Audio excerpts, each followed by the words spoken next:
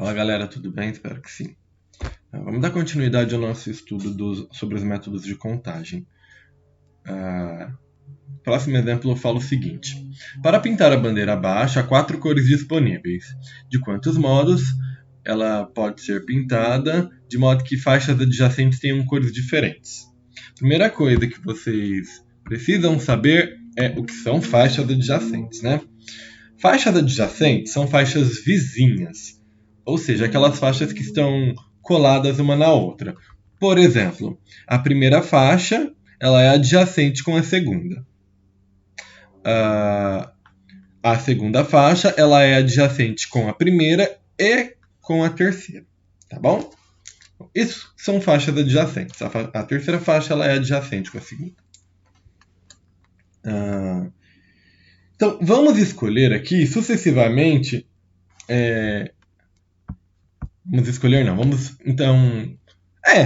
Vamos escolher sucessivamente as formas de pintar essas faixas. Então, vamos lá. A primeira faixa, ela pode ser pintada com qualquer uma das 4 cores, certo? Qualquer que seja a cor escolhida para a primeira faixa, para a segunda faixa, sobram 3 cores. Por quê? Porque eu não vou poder utilizar a cor que eu já utilizei na primeira faixa. Certo? Escolhida a cor da segunda faixa, a terceira faixa ela pode ser pintada de qualquer cor, exceto a cor que eu utilizei na segunda faixa. A cor que eu utilizei na primeira faixa, eu volto a poder utilizá-la, pois a terceira faixa ela não é adjacente com a primeira. Então, a gente tem o seguinte: 4 modos de escolher a cor da primeira faixa e o i na análise combinatória é representado pelo sinal de vezes, quando a gente for estar resolvendo algum problema de combinação, tá? 3 cores que a gente pode utilizar na segunda e também 3 cores que a gente pode estar utilizando na terceira faixa, porque a cor que a gente utilizou na primeira a gente volta a poder utilizá-la na terceira. Daí, 4 vezes 3 é 12, 12 vezes 3, 36 modos diferentes de pintar essa bandeira.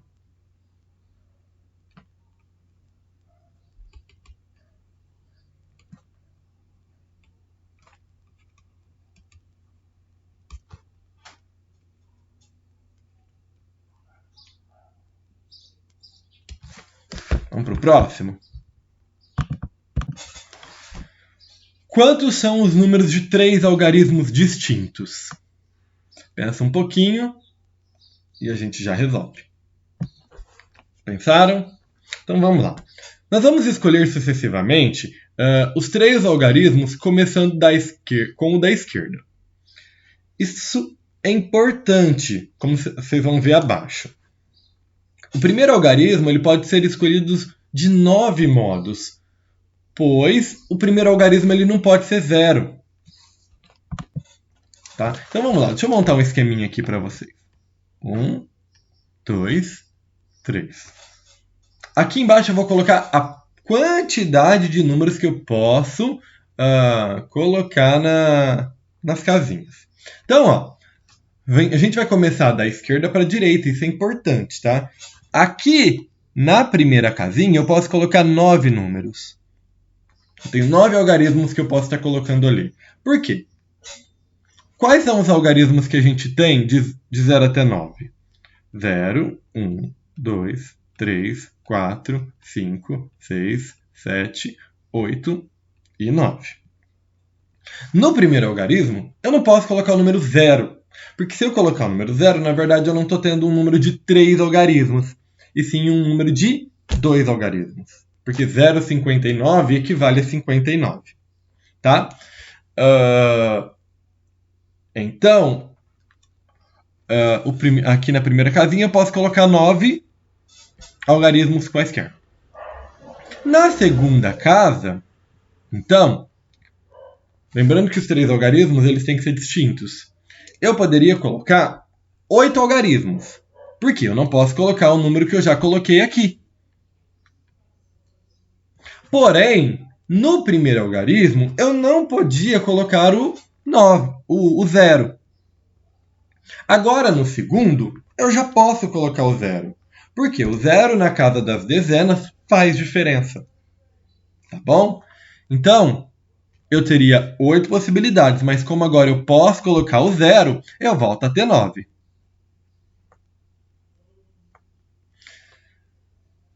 Na casa das unidades, por fim, então eu tenho o quê? 8 possibilidades. Por quê? Aqui na casa das unidades, eu também, como na casa das dezenas, poderia colocar qualquer algarismo. Então, de um modo geral, eu teria 10 algarismos para colocar. Mas eu já utilizei 2. Então, para cá, sobram 8. Então, eu posso colocar 9 na casa das centenas e 9 na casa das dezenas e 8 na casa das unidades. Fazendo essa conta, eu chego num total de 648. Então, existem 648 números com 3 algarismos distintos. Números de 3 algarismos distintos. É importante vocês observarem aqui que a gente não pode adiar a dificuldade na hora de resolver um problema de combinação. E a nossa dificuldade nesse problema era aqui na primeira casa. Por quê? Eu não posso utilizar o 0.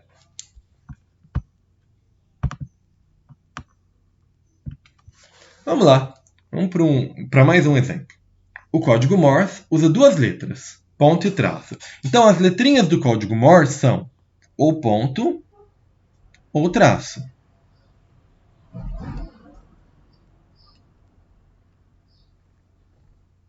E as palavras elas têm de 1 a 4 letras. Então, eu posso ter palavra com 1 letra, eu posso ter palavra com 2 letras, eu posso ter palavra com 3 letras e eu posso ter palavra com 4 letras. Quantas são as palavras do código Morse? Então vamos lá. Palavras com 1 letra. Aqui eu tenho 2 possibilidades para colocar. A minha palavra ela pode ter ou ponto ou traço.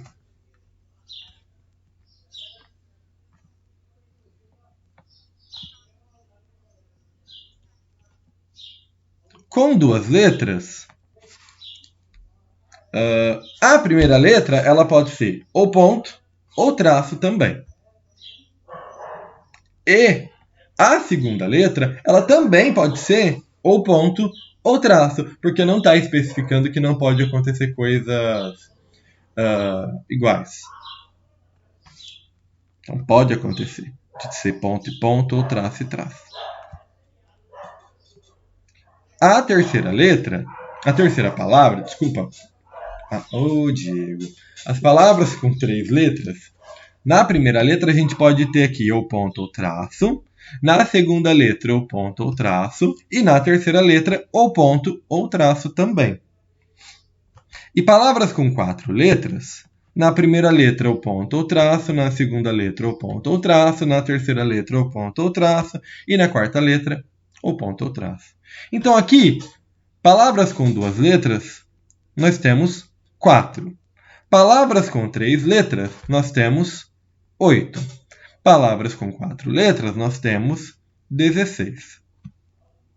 Quantas são as palavras do código Morse? Ora bolas, as palavras do código Morse são todas essas. Então a gente tem 2 mais 4 mais 8 mais 16. E isso dá 30. Então, existem 30 palavras no código Morse.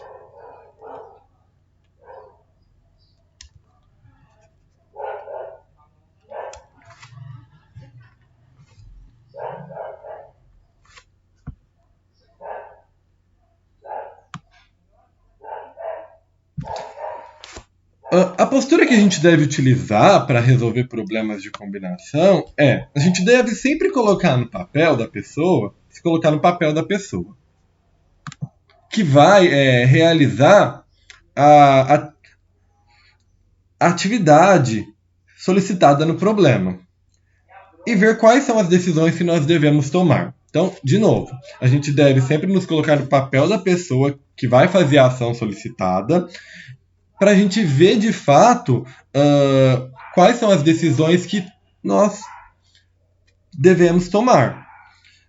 Tá certo? Nessas atividades aqui, ó,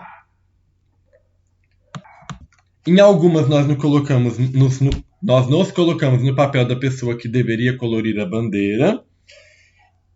E em algumas nós nos colocamos no papel da palavra da pessoa que deveria escrever uma palavra. Tá? Então, essa é a postura que a gente deve tomar. A gente deve se colocar à frente do problema. No caso da divisão, nós devemos, sempre que possível, dividir as decisões a serem tomadas em decisões mais simples. Isso para facilitar mesmo para a gente. Porque se a gente fizer a coisa de uma forma errada, isso vai nos levar para uma resposta errada.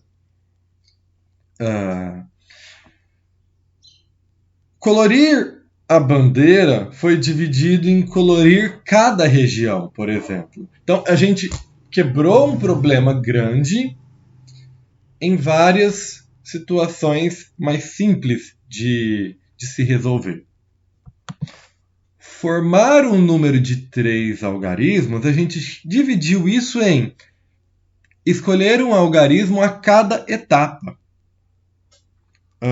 Formar palavra no código Morse foi dividido em escolher um número de letra e a seguir escolher cada letra. Então, no último caso, a palavra podia ter uma letra, 2 letras, 3 letras ou 4 letras. Então, primeiro foi dividido ali a possibilidade de acontecer cada uma dessas situações e depois foi visto o que aconteceria em cada situação dessa. Tá? A ordem que as decisões são tomadas, elas podem ser extremamente importantes para a simplificação do processo de resolução. Vamos voltar no exemplo dos números. Certo? Vamos voltar nesse exemplo aqui para a gente ver isso. Uma solução, se eu tomo uma decisão equivocada, se eu começo pelo lado errado, eu erro o problema. Porque, olha aqui, ó. Vamos lá. Vamos supor aqui, então, que eu vá começar pela casa das unidades. Aqui na casa das unidades eu tenho 10 possibilidades para colocar.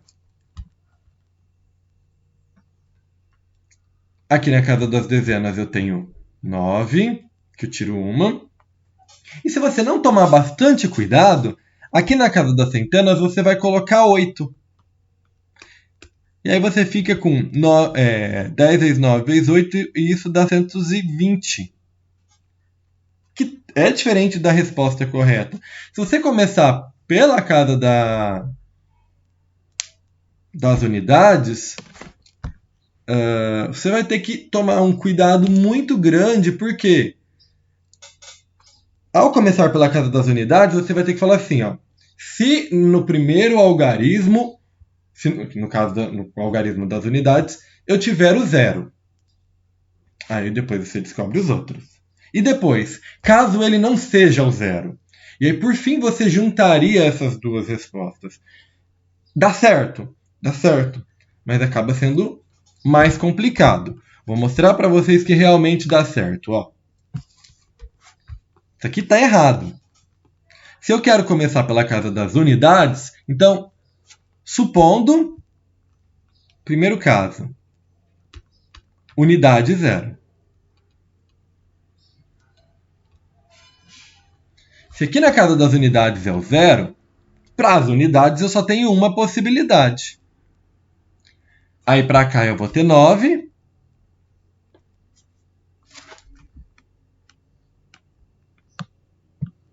Então aqui eu posso colocar 8. Isso dá 72.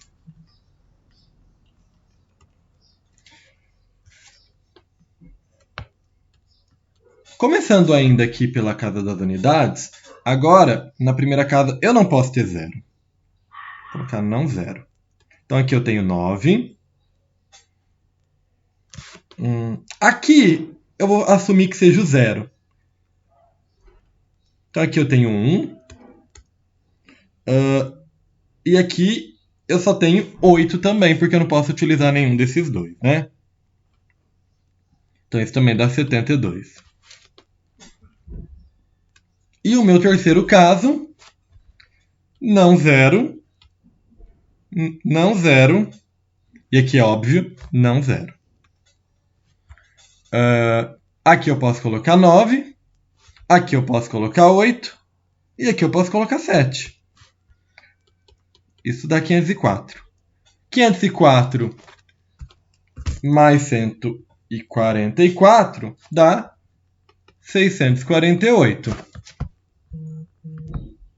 Que é a resposta que a gente tinha achado no começo. Porém, a gente havia feito esse mesmo exercício de uma forma muito mais simples. Então, é muito importante essa divisão e essa observação do que pode e o que não pode acontecer para a gente ir para o caminho mais fácil e para não fazer coisa errada. Outra coisa é não adiar dificuldades. Vou escrever isso aqui.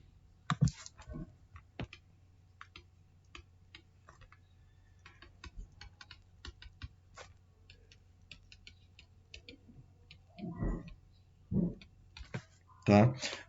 Pequenas dificuldades, quando a gente adia elas no começo, elas se tornam dificuldades imensas no decorrer do exercício.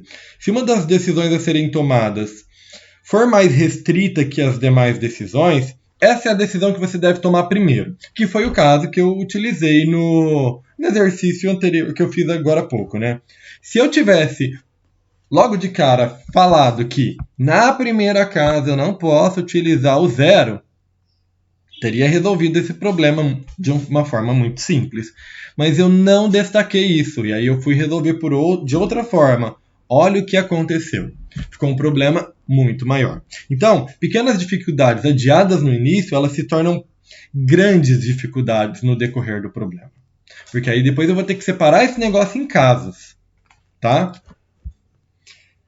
Então, isso só serve para causar mais problemas. Adiar dificuldade só vai servir para causar mais problemas para a gente. Tá joia? Então, na aula de hoje eu vou parar aqui. Eu espero que vocês tenham entendido. Um abraço.